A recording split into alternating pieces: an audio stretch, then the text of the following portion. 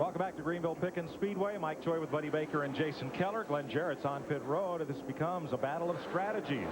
Each of these leaders, Ron Barfield in 97, Ron Young, each of that front group stopped at lap 78. This group stopped right at halfway. Buckshot Jones and Double O battling Clay Brown, and the man who won both All-Pro races here last year, or one here last year and one at Myrtle Beach, Toby Porter in the number 80. And some more cars back here that stopped in that second group of caution flag pit stops. Only 2 leaders of this race officially. Pole sitter Billy Bigley and your present leader Ron Barfield. Back straightaway. One car has spun. Everybody's going to get past. Boy, oh boy, that's a bad spot right there. I wouldn't want to be sitting there, I guarantee you. He got it fired up and he's back underway. Bobby Russ Wood. Second time he's brought out the caution. There's 2 things you don't want in racing. You know what it is, don't you? What's that? The flu and stopping in the middle of the racetrack. He was really lucky that cars didn't pile in on top of him. That's a bad place because you're really running fast right there, and really a bad place to stop. 5th caution of the day as Ron Barfield adjusts his mirror and coasts around. Let's show you the AutoZone Tech Fact, which is brought to you by the more than 1,000 AutoZone stores across America.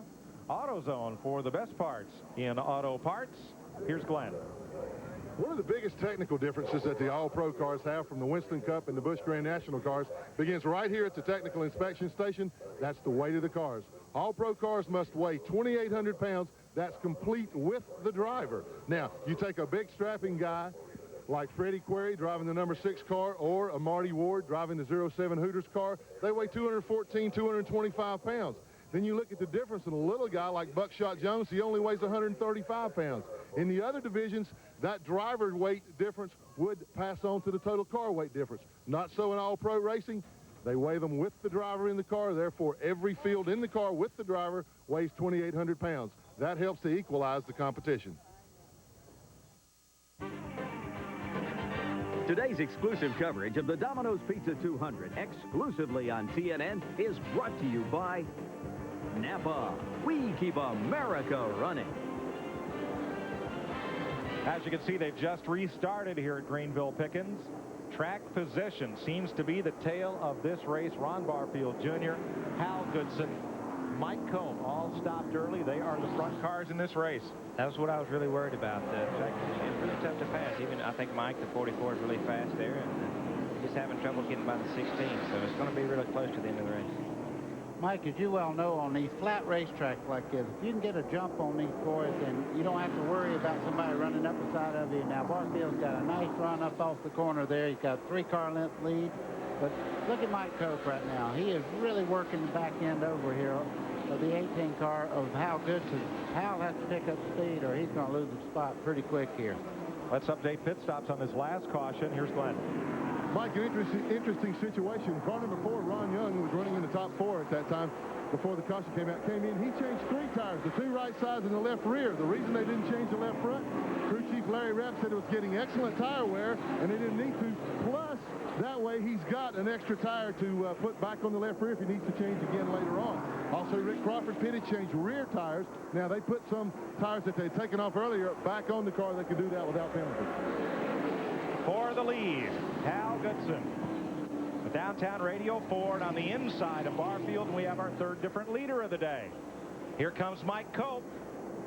Fastest car in practice. Cope, disappointed in qualifying, now moves up to number 2. Mike, you see the first 5 cars here. You throw a blanket over. Look at Jody Ridley. Remember just a little while ago I was talking about he moved over and let the lead cars go. He's made adjustments on his pit stop, and now he's right in the fray here, right up front. He has a good chance of winning this race. You see him making a move right now, trying to get by the 97 car on the inside. Same thing happened to Barfield at Nashville. He was at the front of the pack, and then the car went away. Like that, he was out of the top 10. Ridley makes the pass. Jody Ridley's always tough here. I tell you, Jody's been around these cars for a long time, and it doesn't surprise me that he's moving to the front. And just as we were talking about the 97 car, he started falling back a little bit. I think the 16 car hurt Buddy over here and told him to speed up. So he's really running good now. He's back in the pack with Toby Porter and Buckshot. They're really running close, aren't they? Buckshot, he's a little bit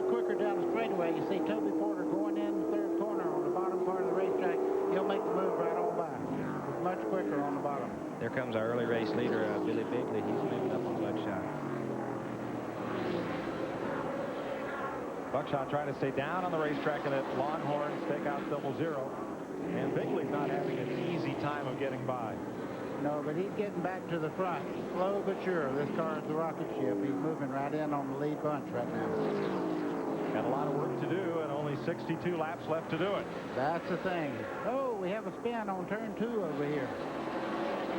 Right at the exit of turn 2, one car, number 33, Conrad Burr. Second caution he's brought out today.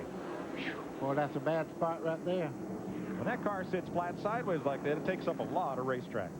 This racetrack isn't this wide, if I can remember. Isn't that wide if I can remember right? And I bet those guys had to really squeeze by him over there. Caution will be an opportune one for Ron Barfield. He may make a pit stop. See the names on the wall? There's Donnie Bishop's name. He's a former track champion here. In fact, he's won it 6 times. He's in this race. Gene Morgan. And that wall starts with Grady Hawkins, Elmo Henderson, and David Pearson, who won the championship here in 1959 and won 19 straight races that year. That's when I used to slip under the fence to watch him run. I was telling you about that. I was still in school. I used to slip under the fence and watch David Pearson run here at Greenville. He'll be happy to hear that, I'm sure. Better watch out. The Blackwells will come look you up and want you to pay back pay on those if they know you're slipping under the fence to get in this place. Here's Barfield about to pit. Ralph Earnhardt won 2 track championships here. Butch Lindley's name is on that wall. And so is Robert Presley's and Marty Ward's. Here's Glenn. And Ron Barfield brings his car in. He had not stopped. He had not made a pit stop until then. You saw him fall back there after that last restart. The crew told me, well, the tires are finally starting to go away. Then they started coming back to him a little bit when he got under race traffic again, but they're going to use this time to change all 4 tires. So this is his first stop of the day.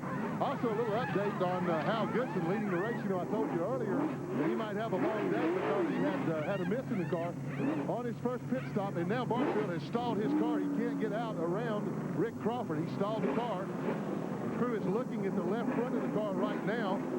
Oh, they had already taken the lug nuts off the left front. They thought it was going to be a 4-tire change, and he only changed right sides. He'll be back in to change lefts. But anyway, to finish up about Goodson, on his first pit stop, they came in, they found out that a plug wire had come off. They put that back on. That's the reason for his resurgence. I think we'll see Barfield come back in for those left sides next lap. Donnie Bishop on pit road, also Scott Lovelady, and the car that brought out the caution, Conrad Burr. 142 laps complete at Greenville-Pickens. We'll be right back live here on TNN. We've been under green for the last lap and a half. Make it 2 as they come around, and Hal Goodson, who won 2 straight races last year, Rougemont, North Carolina, and Odessa, Missouri, leads Mike Cope. Here comes Mike Cope making a move on the inside down the back straightaway, trying to get that track position, getting into turn 3. Mike, I believe he's going to make it work. He's got room. Cope has room on the bottom.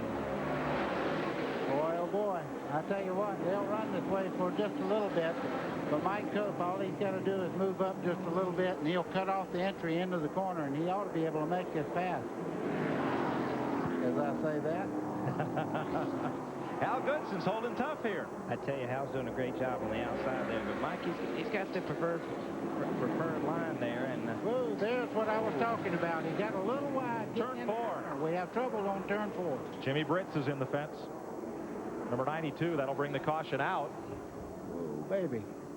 And Cope is in front. I don't know if they'll leave him there. He is the leader. Cope completed his pass before the caution flag. Ouch. End of the day for Jimmy Britz. Now that's one of the cars that got really badly damaged at Martinsville last week, as you saw at the front of our show, and they worked all week long to get that car back ready to compete here today. And it's a short day for Jimmy Britz, who is okay.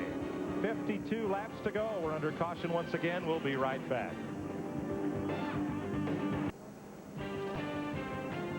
Stay tuned here on TNN after today's races. It's Charlie Daniels rounds up some talent.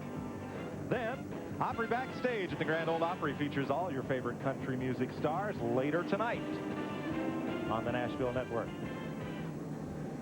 Let's have a look at today's Peerless Faucets innovation in motion. Peerless Faucet. Get more out of your faucet than just water. Here's Glenn. You know, one of the nicest things about these all-pro cars is the ease with which they are maintained. Take a look at the body, for instance. You saw the body pieces flying in the open? That's because they're made out of fiberglass. Every piece on here is fiberglass or plastic, and they're all installed with pop rivets. Every seam, every piece of this car is pop riveted on. Saves a lot of time, therefore a lot of expense. You can put a body on this car for about $850 complete. Compare that to $12,000 to $15,000 for a Busch Grand National car. And what if the guy wrecks the car? All you got to do is pick up the piece, see how light it is, put it in place, pop riveted on, you're ready to go again. That saves a lot of time, therefore a lot of money. Jason, what's it cost you to put a quarter panel on your Busch car? It's a lot more than that. I'll tell you that. These cars are real easy to maintain. That's what makes them so good. Let's check with Glenn. Well, guys, I'm looking at the cars that pitted out of sync, the ones that waited the latest, particularly Ron Barfield. He waited so late to pit now. Like Mike said, he doesn't have much time to make up his time. The cars are so even. Barfield, incidentally, is a part-time college student. He takes a limited course of college courses at Francis Marion College in his hometown of Florence, South Carolina. And then in his spare time, he works on his race car. I think one of the courses that he might want to sign up for at Francis Marion is pit stop management if they offer it. Oh, our pit guru. He always does this to us, you know. Great job, Glenn.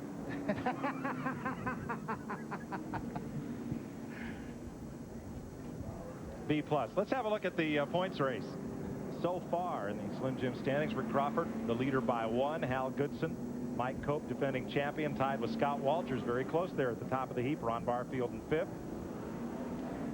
Big lead today's pole sitter. Clay Brown, Freddie Query, Toby Porter, and Charles Powell are the top 10 in the point standings. Buddy, if when you owned your Winston Cup team, if you could have put a body on your car for less than $800, that would have been pretty good. Mike, I got to tell you, when you get a car ready for Daytona, a Busch Grand National car or a Winston Cup car, you'll have $15,000 or more just in the body work. So this is the way to go here. For short track racing, it's a bolt-on thing. You don't have to spend weeks getting things built back. You can just snap it on and go. There's only one division in NASCAR that has cheaper fenders than these. The modified division? Right. No fenders. No fenders. We don't need no fenders. Come on. You're talking about the bodies on these race cars. These things are really come a long way, and they got the real nice paint jobs on it and corporate sponsors. So Series come a long way. They've got some real pretty cars here and really nice maintained cars. And some good cars went home from this race as well, failing to qualify. Good field in the All Pro Series. Catch it when it comes to a racetrack near you. Tomorrow at 10 a.m. and again at 4 p.m. Win, starring Rusty Wallace, and at a special time due to the race, 10 a.m. tomorrow and 4 p.m. Steve Kinzer is featured on this week's edition of Win. Boy, I tell you, that's a great talent there. And, you know, he was just a couple of months in the Winston Cup. That would be the same as if we took one of our guys and said, okay, you go out to Des Moines and beat Steve Kinzer. I don't think he had a fair shake. I'd love to see him get another opportunity in a Busch ride for a year and then maybe come back in the Winston Cup later on. I would hope so. I heard there was a lot of people upset because he lost the Winston Cup ride, and most of them were sprint car racers. What do you think? They didn't want him to see him come back. He has a lot of talent out there. Keep him on the East Coast, please. The guys were lobbying to keep him in Charlotte, not to send him out west. I think you're right. 154 laps are complete, 46 to go. We'll get back to green here in just a minute, so we'll take this break.